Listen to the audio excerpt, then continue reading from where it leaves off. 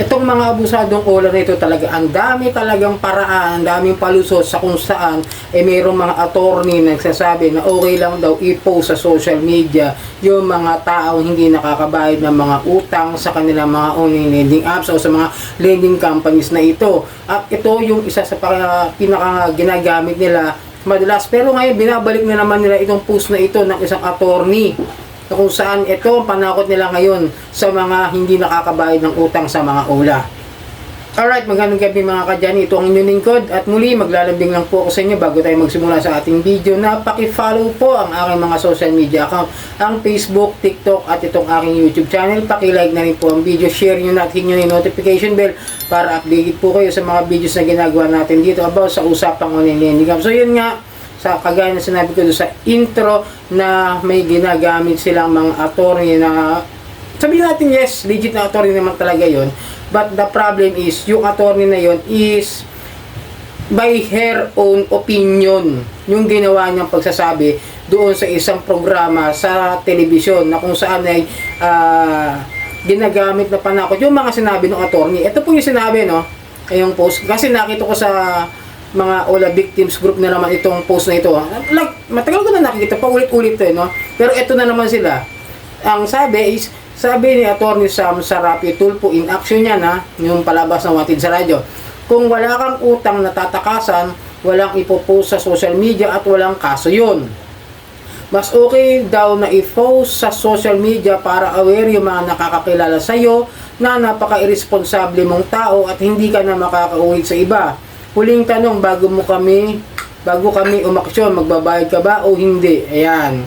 So kung maalala nyo si Attorney Sam Ferrer, yan yung nag-viral talaga noon na nagkaroon ng issue dahil sa mga ganyang klase niya mga opinion doon sa programa na sinasalungatan ng iba ring mga attorney doon sa kanilang mga sariling programa sa radyo at sa mga YouTube channel nila. Sa totoo lang na, hindi naman kumbaga nabibigla rin kasi syempre ang isang abogado may kanya-kanyang opinion. Pero yung part na nung kay Attorney Sam Ferrer nung time na yon is personal na utang nung magkaaway, nung naging magkaaway dahil sa utang na yun. Kumbaga yung magkumari o magkabarangay yata yung pinag-uusapan doon. Okay, no? At yung parang nagpautang, pinost nga yung nagkaroon ng utang sa kanya sa Facebook. Tapos ngayon, ang naging point of view o yung opinion ni Attorney Sam Ferrer about dyan is okay lang daw na i-post. Nakalimutan yata niya na mayroong batas na ang cyber libel ay hindi basta-basta pwede ka mamahiya ng isang tao kahit na totoo yung sinasabi mo. Kahit may utang siya, hindi mo pwedeng i-post na etong taong ito scammer, estapador, manunuba, balasubas, hindi mo magbayad ng utang hanggat makakasira ng reputasyon ng isang individual. Tandaan nyo yun. Lalong-lalo itong mga OLA na ito na abusado na ginagamit yung mga words ng mga attorney na ganyan, di ba? Yan ang madalas na ginagamit porque sinabi ng attorney, totoo na ba agad? Hindi, syempre. Meron kasing pinagbabatayan ng mga abogado dyan kung ano talaga yun nasa batas. Kaya nga meron tayong tinatawag na cyber libel. Yan, okay ha? Alalahan nyo yung cyber libel, syempre. Kapag kayo may mga makapanirang puri, katulad ng mga pinost ko sa inyo yung mga OLA agent na nagpo-post, na kung saan may mga malalaswa, may mga kung ano mga salita pang ginagamit para lang masira yung reputasyon ng isang tao na nagkaroon ng utang hindi nakabayad, di ba? Nakita niyo naman yung mga pinost ko mga agent na pinapa-report ko. Ganun katindi. Hindi na yung basta paniningil pamamahiya at paninirang puri sa buong pamilya sa mga kaibigan ng tao na yon. So, yun ang isa sa mga nilalabag nila. Pangalawa, may batas din po ang National Privacy Commission, yung data privacy. Kapag ikaw pinost mo yung buong pangalan ng isang kliyente ng mga lending company na yan o ng online lending apps na yan, pinost mo yung buong pangalan, yung address, minsan may nakikita ko pinupost yung buong ID, di ba? Labag din yun sa Data Privacy Act. O di dalawang kaso na lalaki pa naman ng mga penalties sa mga ganyan. Sana itong mga abusadong OLA, wag gamit ng mga bagay na mga sinabi ng isang attorney na yun lang. Kasi sa batas, kailangan binabalanse. Kailangan may korte. Hindi kayo pwedeng magsabi na kayo yung tama agad hanggat hindi umakyat sa korte yung pinag-uusapan o yung ginawang mali ng isang individual doon sa pinost niya na pinahiya niyang tao. Okay? Kasi kaya nga may korte, kaya nga merong lugar kung saan yung venue na pwede nyo pag-usapan at pagtalakayan yung mga ganyan na pribado. At hindi sa publiko para lamang sabihin na hindi marunong magbayad ng utang ang isang tao. Kaya kung katulad mga ganyan, di ba? Ako na-post, siyempre, yung tao, gumamit naman ng mga dummy account, yung mga all agent. Kaya nga gumagamit yan na dummy account kasi alam nila yung totoo na pwede silang kasuhan. At hindi rin na sinasabi yung kanilang mga online lending apps na kumpanya na pinapasukan din. Di ba? Pwede sila kasi kasuhan eh. Alam nila yan. Ayaw lang nilang tanggapin yung totoo na sablay talaga yung mga ginagawa nilang paniningil. Kaya nga hindi binabayaran yung mga yan ng mga karamihan ng mga may utang yan. Di ba? Sana naiintindihan nyo, no? Kaya yung mga itong abusadong ola, huwag nyo isang one-sided eh. One-sided yung part na to eh. Tingnan nyo rin yung mga sinasabi, yung mas nasa batas, kaysa doon sa babasihan mo lang yung sa sinabing opinion ng isang abogado lang.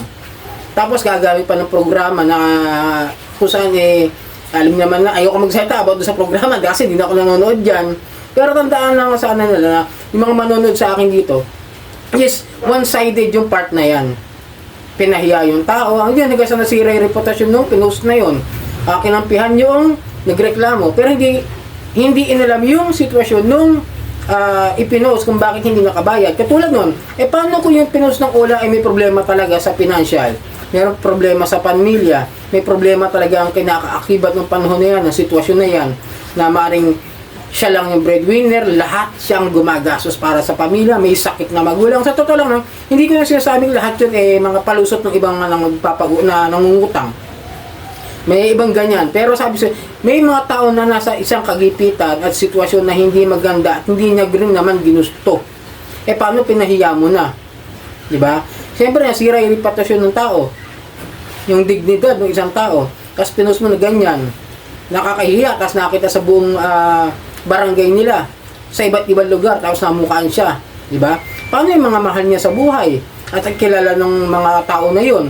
Manadamay, pati yung mga walang malay doon sa pinost ng itong mga abusadong ola na ito. Kaya nga hindi totoo yung sinasabi nila na ganyan na pwede o may karapatang ipost sa social media yung mga nakautang dito sa mga ola. Hindi totoo yan. Wala silang karapatang mamahiya, sirain o reputasyon ng isang tao para lamang maningil ng utang. Meron naman kasing legal na paraan eh. Yun nga ang sinasabi, yung due process, gumamit ng tamang paraan, magpadala ng demand letter. Di ba? Maningil ng maayos, pumunta sa bahay, makapag-usap, makapag-settlement. Ako naranasan ko naman yan, wala naman nangyari sa akin.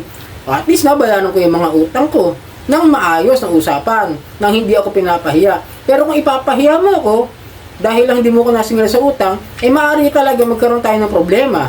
Siyempre, hihintay ka magsampa ka ng kaso sa akin para makita kita ng personal, yung ola agent na yan, gumamit, at kung anong kumpanya yung kanyang pinagtatrabahuhan para masampahan ko ng criminal case.